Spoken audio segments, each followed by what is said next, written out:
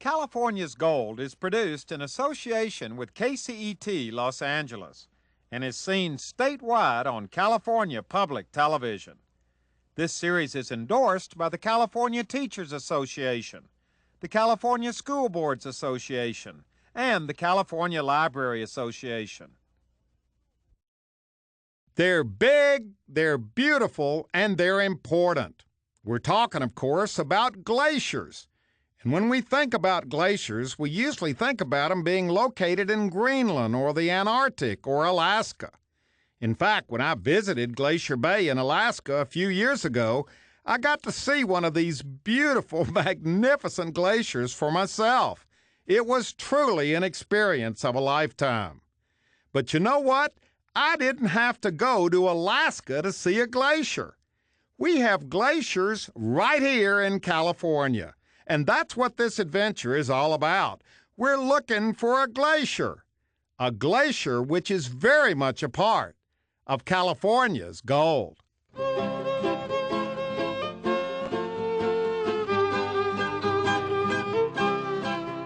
Our adventure took place high up in the eastern Sierra near the little community of Lee Vining.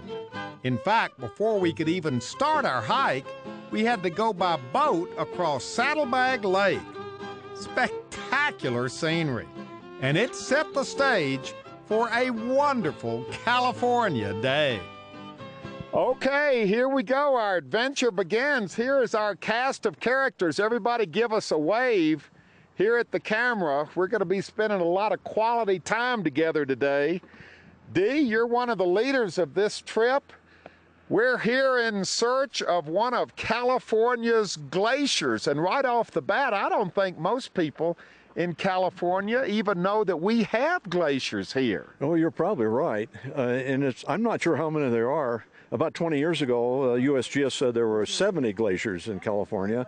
I don't think we have that many now because they're 70. 70. They're small. Some of them are quite small. The one we're going to see here is fairly small, but it's a good example. All right, now how far back? I don't see any glaciers right now. I don't see one. Where are we going? How far are we going to have to hike? Well, we're going to go around this point and go behind this this mountain, and we'll see it up there. It's a north-facing slope, and it'll be a pretty spectacular thing to see. We know it's there. We know it's there. I don't want to do all this hiking, although it's a beautiful day up here in the High Sierra. Can't get a better day than this. You know, we're already oohing and ahhing over all of this, but it's going to get even better. It's going to get even prettier, isn't it? It is. It's going to be just gorgeous. Okay, we're all packed up. We're all got all of our packs on. We're ready to start our hike up to one of California's glaciers. You're already taking off your... I know what's going to happen. I'm going to get hot walking.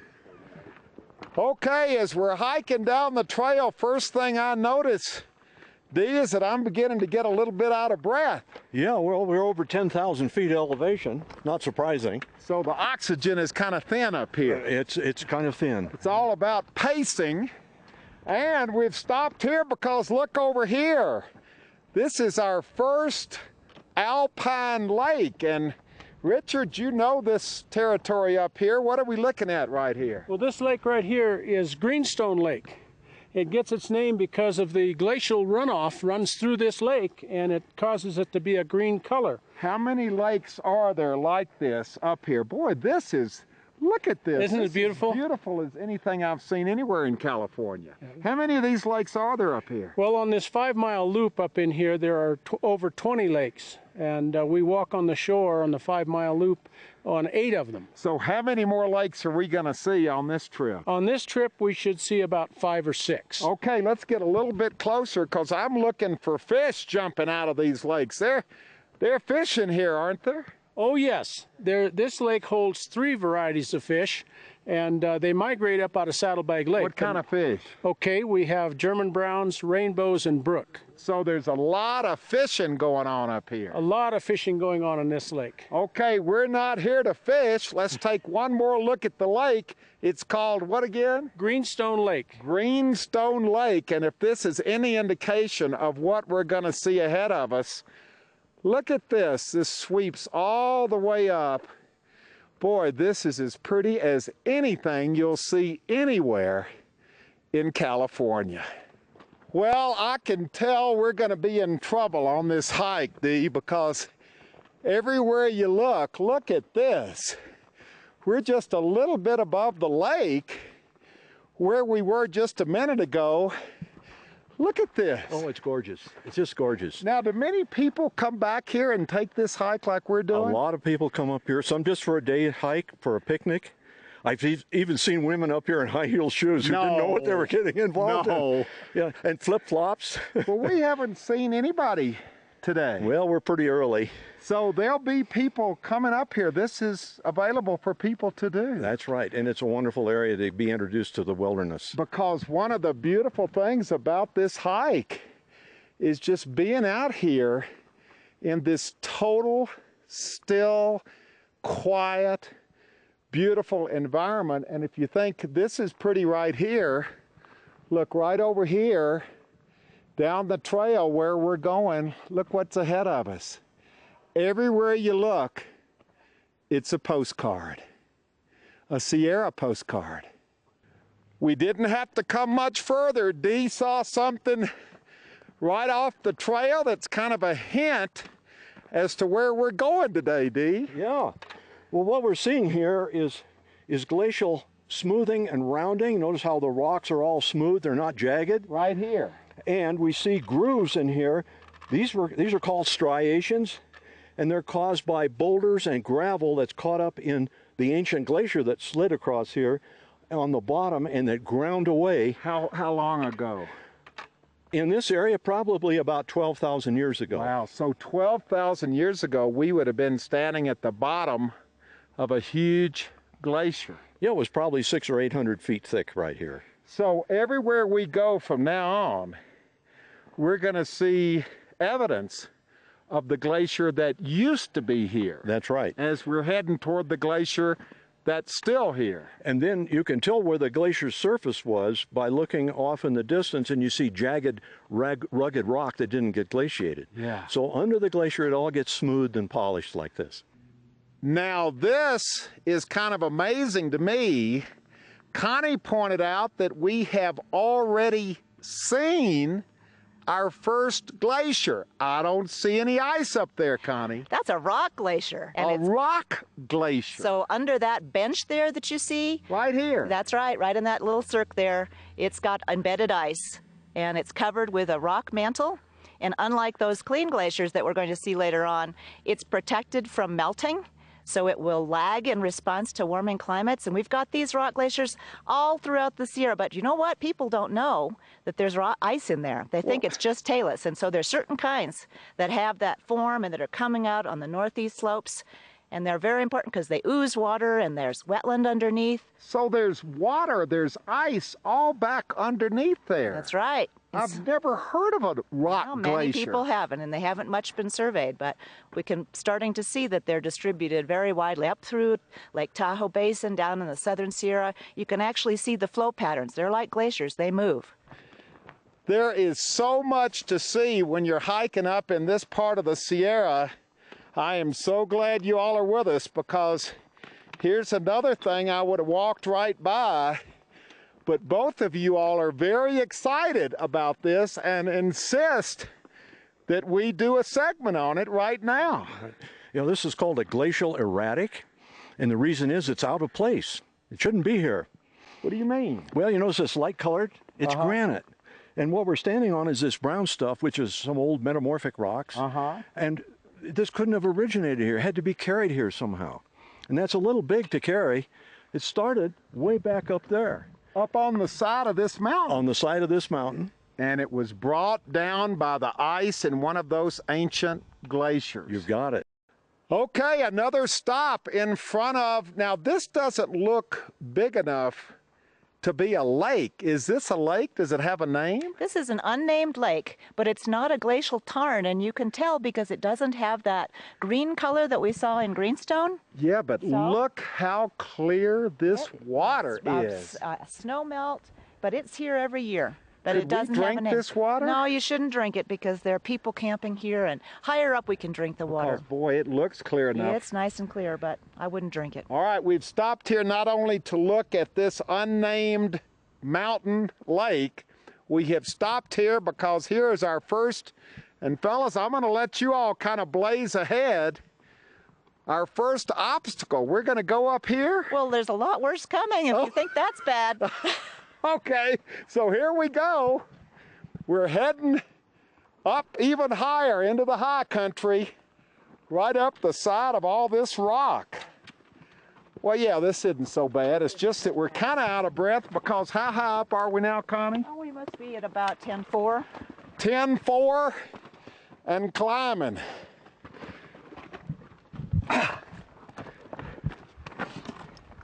Now we're getting to something I can put my mind around. This is our first human history on this trip. I have no idea what I'm looking at, but you all do. These were miners who would come at the turn of the century, and they were looking in this area between these dark-colored rocks that are metamorphic and the granites that we just crossed. What were they looking for? They are looking for tungsten. And Tungsten. Maybe gold, because we've got this light-colored band. That's the lode right there, and it's a lot of quartz in it, and gold and silver are found in quartz. So did they find much gold and silver up here? How did they get it out of here? There were roads that they had out. Have you heard of Bennetville? And they went down Lundy Canyon. That was quite a big, one of the biggest mines was down Lundy Canyon just over the lip here. So there was a lot of mining, and look here, the tailings out here. And the support with the logs Here's here. the old log from the support. Boy, now this is exciting. You see a lot of this in this country. Because you get the idea that not that long ago there were people up here looking for their gold, so to speak, in the High Sierra. And you can see their little houses remaining too, the log cabins. On the other side of the peak here, there's one. Wow. All right, let's take one more look before we leave. This is exciting. Of course, everything we've seen is exciting. This is called a... I call it a prospect pit, but some people call it a mine. Now we have reached a very important part of this whole trip, and we're kind of looking down on it. This is a beautiful vantage point here, Connie. What are we looking at? Well, this is a wetland, and it's in the natural area. This is the Harvey Monroe Hall natural area. This wetland, it's on a flat bench. You can see the stream runs through it, and where it's flat, the water table is higher, so it supports more plants, and it's a very diverse area there. So there's a wetland at this elevation. There are wetlands all the way up. We'll see them up until we run out of Conness Lakes. All right, now, you mentioned in passing a natural area, and this is very important. Yes, there's a federal land designation called Research Natural Areas. The Forest Service has them, the Park Service, BLM. This is one of our crown jewels, the Harvey Monroe Hall Research Natural Area. It was established in 1933. It's one of our first in the system. What does it mean, natural area? It's an area that's for protection. So there's very limited human use. We don't allow camping or fires or dogs or hunting. So it's used for protecting the plant and animal diversity there. And it's also used for non-manipulative research. So it keeps it pristine. that's right. And the wilderness area is very pristine too, but people are able to camp and hike and recreate more here. Everywhere we're going today is very special. It's very special. And the wetlands are down there, and look right over here. We're seeing our first waterfall. And that's what's coming from the Conness Glacier. So that's where we're going to be seeing the water from the outlet stream. And that's what's creating the wetland down here. So that water is coming from the glacier. It's coming from the glacier. So the glacier is where? Back? Way back beyond. And it's in what we call a cirque, which is an amphitheater-like part of the mountain. And so when we get up into that amphitheater area, that will be where the glaciers are. What do you mean way back? I It's thought way this was a back. couple of miles of a hike. Well, it's a way back because it's a hike. All right, there's our group right here. We're going to hike where? Up and around? We hike around to the right of the waterfall to stay out of the wetland area there. That's Willow area. So and then we go back. And the lakes will be up there. Wow, more lakes? More lakes, big lakes. And a glacier. And a glacier, several glaciers. I don't know what she's excited about, but I have faith in Connie, and when she stops and says we need to look at something, we stop. What are you excited about here? Looks like a hole in a rock to me, Connie. Well, we're going to see more of these, but this is the den of the American pika. An American pika is a small rabbit relative mammal. It's not a rodent, and it's very high elevation mammal that lives in these rocky areas, and it's considered to be threatened by global warming because it can't stand very warm areas. So this is where it lives. It doesn't hibernate. It collects the foliage and lives in there. It lives under there all winter. Well, So where are they now? well, they're underneath these rocks. They don't come out during the daytime. They're like right down in here? They're probably down under there, and you can hear them. They go chee chee chee. We'll hear them, I think, today. And they're endangered. They're rare, and they are moving upslope because as it gets warmer, it's too warm for them lower down. Well, we don't see any right here, even though they're around going, what's the noise again? Chee chee chee. Chee, chee, chee. So we'll put a picture of one. It's called a American pika. And they're cute little things. They're as cute as can be. We're walking right up the side of a sheer rock face here, Richard. Yes, boy, you know, we can do this right now because it's dry, but if you get any moisture on this, it's very, very dangerous. It wouldn't be advisable to come out across this. Well, you'd slip right down. Oh yeah, you'd go all the way to the bottom and kill yourself. So this now we can traverse, but once we get any moisture on this, we don't want a storm to pull in on us. We can't come back down here. All right, let's head right on up. Boy, we are heading straight up. Wow. I wouldn't want to slip even when it's dry. No, no, you don't. Here we are. Here comes the huffing and puffing part. Whew.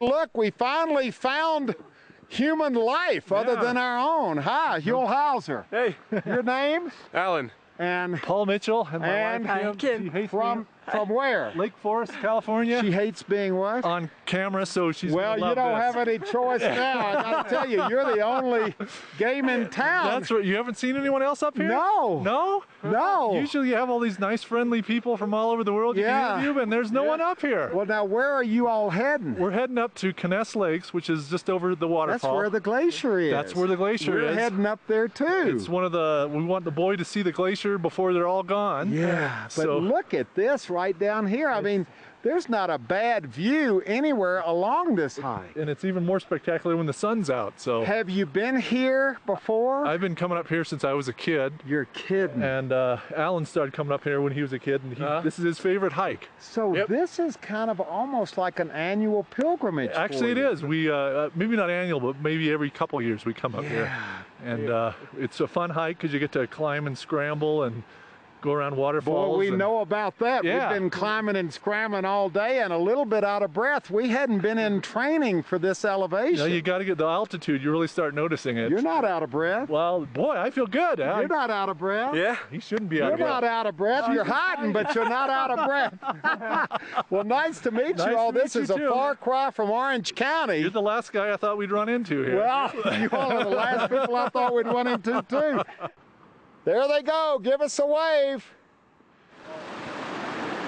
Boy, talk about a flowing mountain stream. Now we've come right over to what is the top of the waterfall we had seen from down below. And Dee, when you get up close to the stream, not only are you overwhelmed by the water, be careful, don't fall in, but you've got a lot of plants growing up here, beautiful plants. This is heather, very similar to what you read about in Scotland. Yeah. The same genus, in fact, but different species. All this green and all this beautiful color here, but look right over here. Let's walk over here. Be careful not to go all the way down. Look what we got over here. Right up beside the rock here is one of the most beautiful groupings of, what are we looking at here? We're looking at monkey flower, or mimulus, and it's a member of the snapdragon family. It's very common. It loves places like this where it's in the shade and has lots of water. And it can survive up here in these high altitudes. I guess it gets plenty of water. It gets all the right temperatures, sunlight. And it likes to be dormant in the winter, so everything freezes. Well, this is totally covered.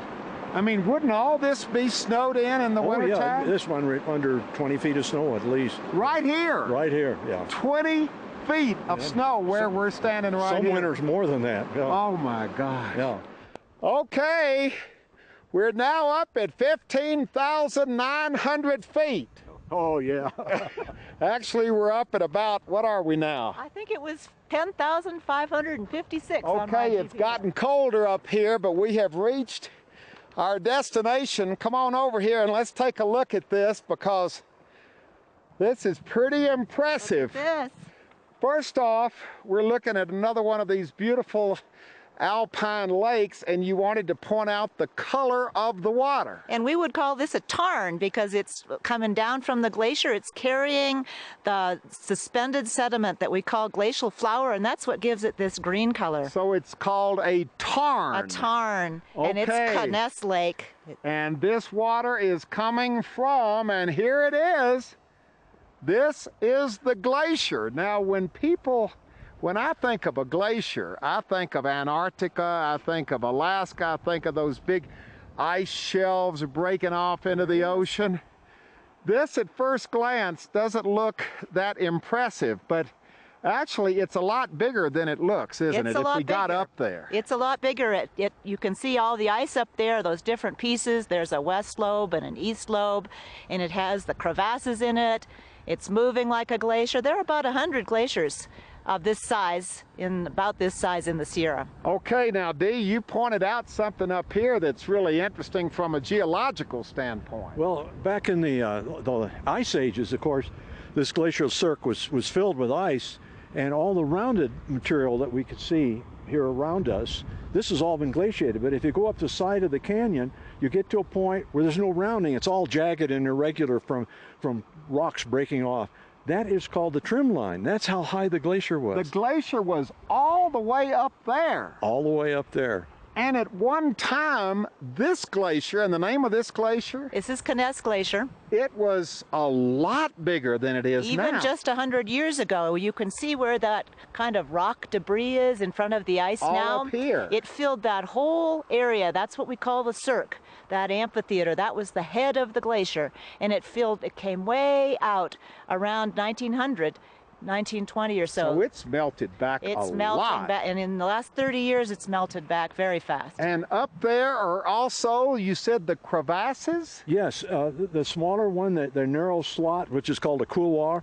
If you look up there, you can see some cracks that run across those. Those are very large crevasses, a special kind called a bergschrund. So those are the things that if we were up there, we could fall down into big ice caverns, big ice caves. Yes, and it's hard to get out.